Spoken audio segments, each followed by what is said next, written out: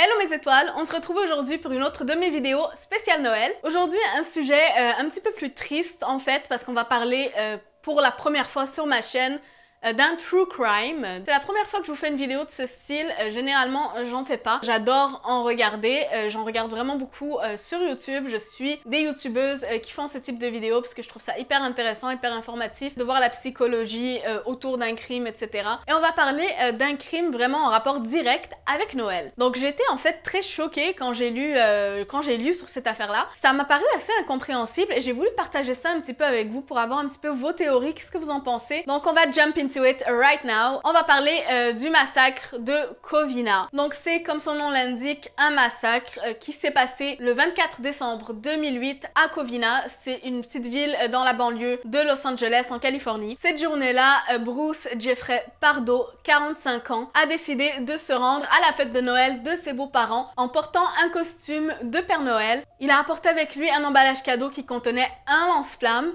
et également deux armes semi-automatiques. Ce qui m'a le plus choqué dans cette affaire, en fait, c'est le début du crime.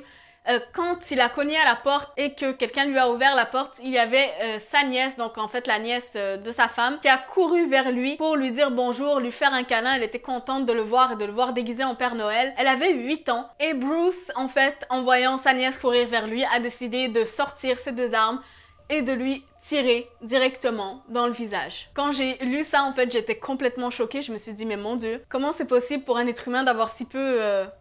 En tout cas, à ce moment-là, il a commencé à tirer dans tous les sens sur toutes les personnes présentes dans la maison. Il y avait environ 25 personnes. Donc il a tiré sans même regarder où il tirait, ni sur qui il tirait en fait. Il a commencé à vouloir blesser tout le monde. Après avoir tiré un peu partout, il a décidé de foutre le feu à la maison. 9 personnes sont mortes cette journée-là. Que ce soit des coups de l'arme à feu ou que ce soit par rapport aux flammes, tout simplement, qui les ont tuées. 3 autres personnes ont été sévèrement blessées. Apparemment, la petite fille de 8 ans sur qui il avait tiré en plein visage au début a survécu. Donc ça, j'ai été très étonnée de l'apprendre, mais apparemment ses blessures au visage étaient certes très graves, mais pas assez pour la tuer. Donc j'étais très heureuse, évidemment très soulagée quand j'ai lu ça. Malheureusement, il y a plusieurs autres personnes qui sont décédées dans cette histoire-là. Une autre jeune fille qui avait elle 16 ans a été sévèrement blessée par un coup de feu dans son dos. Et une jeune femme de 20 ans a réussi à s'échapper en fait en sautant d'une fenêtre du 2e étage et s'est cassé la cheville à ce moment-là. Un des survivants qui a réussi à s'échapper durant l'attaque est allé chez les voisins et ont réussi à appeler la police. Mais malheureusement à ce moment-là,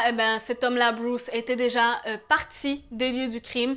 La maison était complètement en feu. L'identification des victimes a dû être faite par rapport à leur rapport dentaire et médical, puisque le feu les avait ravagés beaucoup trop pour qu'ils puissent être identifiés autrement. Après l'attaque, Bruce aurait enlevé son costume de Père Noël et aurait remis donc ses vêtements normaux de tous les jours, se serait rendu chez son frère qui habite à 30 miles de la scène du crime et a été retrouvé par la suite mort dû à un coup de feu qu'il se serait lui-même infligé. Donc ce serait un suicide. Son frère apparemment n'était pas présent dans la maison lors du suicide de Bruce. Après enquête, il a été cru qu'initialement Bruce a voulu fuir le pays pour aller au Canada puisqu'ils ont trouvé qu'il avait acheté en fait des billets sur Air Canada. Par la suite, ils ont découvert qu'en fait les billets n'étaient pas pour le Canada mais c'était pour aller de Californie jusqu'en Illinois. Apparemment, juste quelques jours avant l'attaque, il aurait appelé un vieil ami du lycée à lui qui habite en Illinois et lui aurait dit qu'il prévoyait de venir lui rendre visite. Mais les enquêteurs ne sont pas certains de est-ce qu'il planifiait réellement d'aller rendre visite à cet ami ou est-ce qu'il a fait ça simplement pour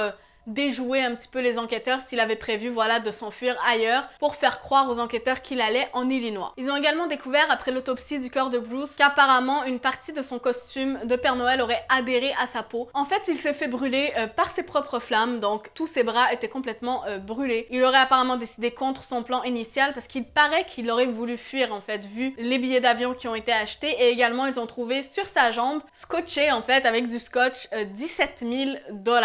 Il aurait apparemment prévu de fuir avec une voiture de location également qu'il venait de louer et qu'il avait garée juste devant chez son frère. Donc qui sait pourquoi il a changé d'avis, qui sait pourquoi il a décidé finalement de mettre fin à sa vie. Peut-être qu'il s'est rendu compte en fait de l'horreur qu'il avait commise.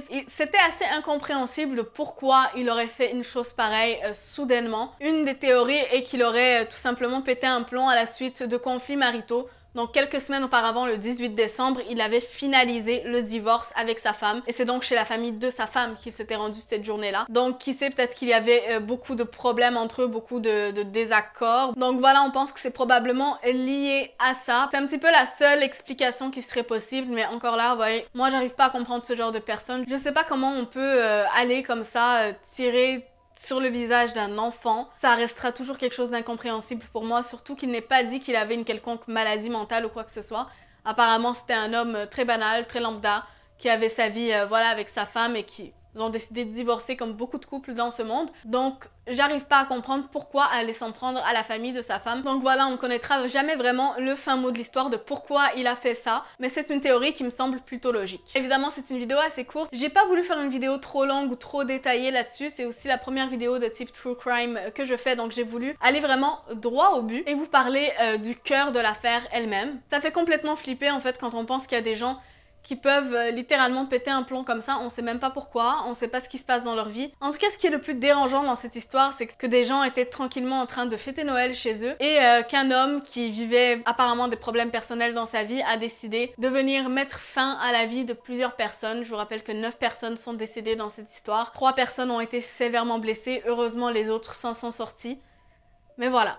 Donc si vous avez aimé cette vidéo, likez-la, partagez-la, abonnez-vous si ce n'est pas déjà fait et suivez-moi sur mes réseaux sociaux. Je vous prépare aussi une vidéo où je vais pouvoir vous parler un petit peu plus de moi, de la personne que je suis. Je vais également essayer de répondre à vos questions que vous avez sur ma chaîne, sur moi, etc. Donc soyez au rendez-vous!